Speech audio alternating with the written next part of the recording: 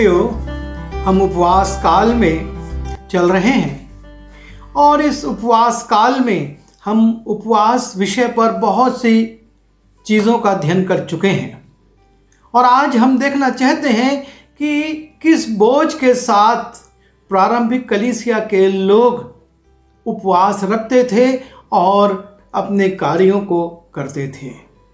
जब हम प्रेरितों के काम उसके 14वें अध्याय में जाते हैं और 19वें पद से 28वें पद को देखते हैं तो वहाँ पर एक बहुत खूबसूरत चित्र है।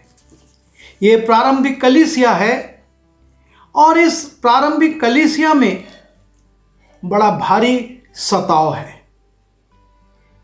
इस सताव में लोगों ने पौलुस को पत्थरवाह कर दिया और उसको मरा समझकर नगर के बाहर फेंक दिया। ये बात दूसरी है कि प्रभु के अनुग्रह से वो मरा नहीं और वो पुनः सेवा में लग गया, लेकिन कलीसिया के नए विश्वासियों पर और नए लोगों पर इसका कितना भयंकर असर पड़ेगा कि वो जब जानेंगे कि यीशु मसीह को ग्रहण करने से किस प्रकार का व्यवहार हो रहा है, उनके दिल में डर आ जाएगा। और यहाँ पर हम देखते हैं इस अंश में इस कलीसिया के ऊपर सताव है। कलीसिया नई है, चेले जो बनाए गए हैं वो भी नए हैं और वो उसके बावजूद परमेश्वर के काम में लगे हुए हैं। उनको शिक्षा जो दी जा रही है वो है कि विश्वास में बने रहो और क्लेश उठाकर परमेश्वर के राज्य में प्रवेश करना है।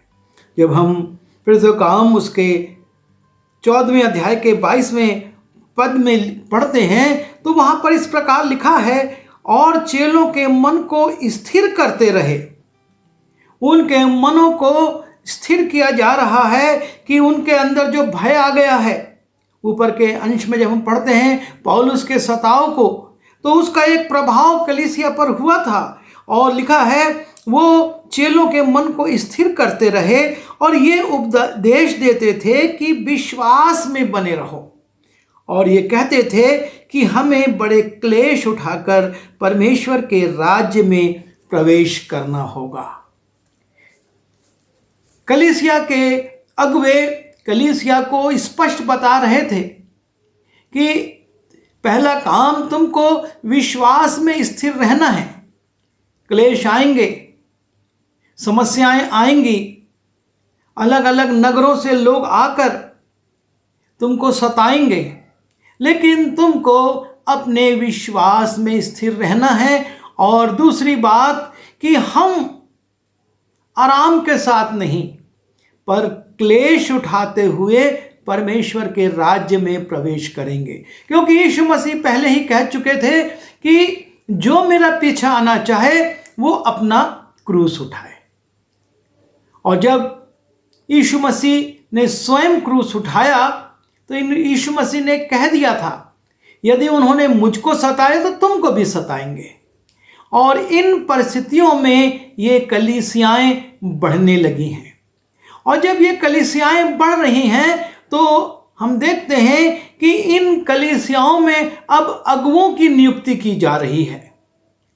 और लिखा है, और उन्होंने हर एक कलीसिया में उनके लिए प्राचीन ठहराए। कलीसियाओं में अब अगुवे नियुक्त किए जा रहे हैं, क्योंकि प्रारंभिक कलीसिया में परमेश्वर के अनुग्रह से काम बहुत ही तरतीबवार होता था। जब लोगों ने ये बड़बड़ाने लगे कि हमारी स्त्रियों की और बच्चों की सुधि नहीं ली जा रही है, पतरस ने कहा था तुम अपने में से 7 सुनाम पुरुषों को चुन लो, और उनका अभिषेक कर दिया गया था इसलिए कि वो कलीसिया में उन दायित्वों को, जो कि खिलाने पिलाने की सेवा है और चिंता करने की सेवा है, उसको वो पूरा करें, और वचन सुनाने की और प्रार्थना करने की सेवा में चेले लगे रहें। और यहाँ पर अब एक और नियुक्ति हो रही है और वह है प्राचीन ठहराए जा रहे हैं, हर एक कलीसिया में प्राचीन ठहराए जा रहे हैं। और जो ध्यान देने योग्य बात यहाँ पर है, जो आज हमारे लिए भी एक चुनौती है, और वो ये है कि ये प्राचीन जो ठहराए गए, इनको किस रीति से सेवकाई में सौंपा गया। लिखा है आगे, और उपवास सहित प्रार्थना करके उन्हें प्रभु के हाथ में सौंपा, जिस पर उन्होंने विश्वास किया था। जिस परमेश्वर पर उन्होंने विश्वास किया है, उसकी सेवा के लिए उनको सौंपा जा रहा है। नियुक्ति अलग है, और नियुक्ति के बाद अब उन दायित्वों को सौंपा जा रहा है, और उस दायित्व को सौंपने के लिए उपवास और प्रार्थना की जा रही है। मैंने बहुत सारे अभिषेक देखे हैं, जबकि कलीसियाओं में पासवान का अभिषेक होता है, लेकिन यह उदाहरण जो है, ऐसा उदाहरण हम आज नहीं पाते कि बड़े उपवास के साथ, प्रार्थना के साथ अभिषेक किया जाए। अभिषेक का दिन एक जश्न का दिन होता है। उस दिन बड़ा भोज किया जाता है। उस दिन नाना प्रकार के अतिथियों को बुलाया जाता है और उनके साथ आनंद मनाया जाता है। लेकिन यहाँ पर जो अभिषेक है, और वो है उपवास सहित प्रार्थना। और ये बहुत ज़रूरी बात है, क्योंकि जिस सेवा में वो जा रहे हैं, उसमें उनको आत्मिक सामर्थ्य की आवश्यकता है। उनको बहुत आत्मिक सामर्थ्य की ज़रूरत है, और वो सामर्थ्य उनको केवल प्रार्थना से और उपवास से ही मिलेगी। और तब जबकि ये प्रार्थना के साथ सौंप दिए गए, और ये लोग अलग अलग स्थानों पर जाते हैं, जहाँ जहाँ इनको दायित्व दिया जाता है, वहाँ ये सेवा करते हैं। इनको प्राचीन के पद पर नियुक्त किया गया, और उसके बाद उनका अभिषेक किया गया, और उनको प्रार्थना और उपवास के साथ उनके दायित्व को पूरा करने के लिए भेज दिया गया। और जब उपवास और प्रार्थना के साथ ये लोग चले जाते हैं, तब लिखा है, सारी जगहों जाने के बाद वहां पहुंचकर उन्होंने कलीसिया इकट्ठी की और बताया। अब वो अपना काम कर रहे हैं, और काम करते हुए जब आते हैं तो वो कलीसिया को इकट्ठा करते हैं और बताते हैं कि परमेश्वर ने हमारे साथ होकर कैसे बड़े बड़े काम किए। उन्होंने अभिषेक लिया, और वो अभिषेक बड़ी प्रार्थना के साथ, उपवास के साथ किया गया। इस कारण वो जब लौट कर आते हैं, अपनी रिपोर्ट देते हैं, तो वो बताते हैं कि परमेश्वर ने हमारे साथ होकर, हमने कुछ नहीं किया, परमेश्वर ने हमारे साथ होकर कैसे बड़े बड़े काम किए, और क्या करा, अन्य जातियों के लिए विश्वास का द्वार खोल दिया।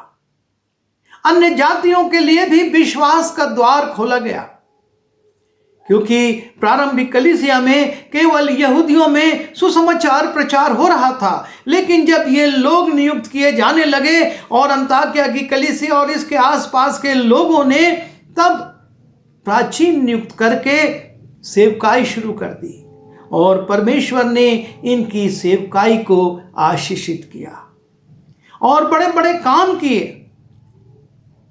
आज हमारी रिपोर्टों में हमने इतने ट्रैक्ट्स बांटे, हमने इतनी बाइबल बांटी, हमने इतने जगह प्रचार किया, हम इतने गांव गए, लेकिन हमारे साथ परमेश्वर ने क्या क्या काम किए, उसका उल्लेख क्या है? किस रीति से सामर्थ्य के काम हुए, और किस रीति से अन्य जातियों में हमने जा जाकर द्वार खुले और प्रचार किया।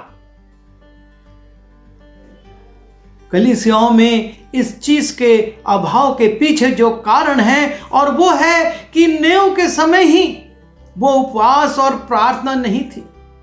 यदि वो उपवास और प्रार्थना की जाए और उसके साथ सेवकाई में भेजा जाए, तो निश्चित है कि बहुत अच्छे परिणाम आएंगे। और इस उपवास काल में जब हम हैं, हम इन बातों पर विचार करें। हम बहुत से विषयों के लिए उपवास करते हैं, बहुत से विषयों के लिए प्रार्थना करते हैं, लेकिन जब हमारी कलीसियाओं में अगुवे चुने जाते हैं, उनको सेवकाई दी जाती है, हमारा अभिषेक कैसे होता है? हम इस अभिषेक के विषय में विचार करें। और ये नमूना कलीसिया में हम देखते हैं कि ये नई कलीसिया इस नमूने को रख रही है कि हम उपवास के साथ, प्रार्थना के साथ अपने प्राचीनों को भेजेंगे और वो काम करेंगे। हमको भी इन दिनों में उपवास और प्रार्थना की आवश्यकता है, ताकि लोग काम करें और एक फलवंत सेवा हो सके, क्योंकि समय बहुत कम है और काम बहुत है। और हमको प्रभु के खत्ते में उन भेड़ों की संख्या पूरी करना है, और वो संख्या तब पूरी होगी जबकि सेवकाई सामर्थ के साथ होगी। और सामर्थ तब होगी जब उसके पीछे उपवास होगा, प्रार्थना होगी कलीसिया की और अगुवों की।